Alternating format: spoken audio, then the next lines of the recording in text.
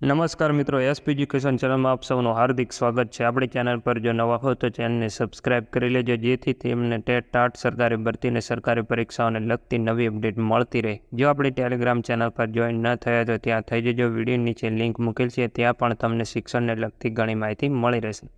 કાયમી ભરતીની માંગણી સાથે ટાટ પાસ ઉમેદવારોનું ઉગ્ર પ્રદર્શન કરવામાં આવ્યું.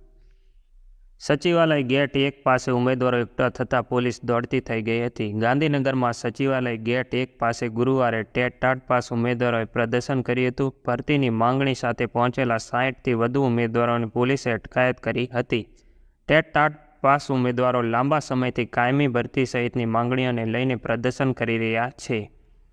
60થી વધુ ટાટ પાસ ઉમેદવારો સચિવાલય ગેટ 1 પાસે પહોંચીને ગયા હતા અને શિક્ષણ મંત્રી અને મુખ્યમંત્રીને આવેદનપત્ર આપવા માટે તૈયારી કરતા ઉમેદવારોની પોલીસે અટકાયત કરી લીધી હતી. ઉમેદવારોએ લાગણી વ્યક્ત કરી હતી કે ગુજરાતના વિદ્યાર્થીઓ અને હજારો બેરોજગાર ઉમેદવારોના હિત માટે કરાર આધારિત શિક્ષકોની જગ્યાએ કાયમી શિક્ષકોની ભરતી કરવામાં આવે તે જરૂરી છે.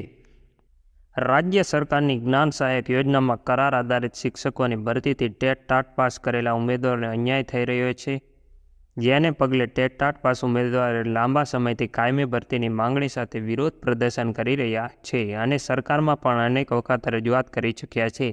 ત્યારે ગુરુવારે ફરીથી રાજ્યભરમાંથી 60થી વધુ ઉમેદવારો ગાંધીનગર પહોંચી ગયા હતા.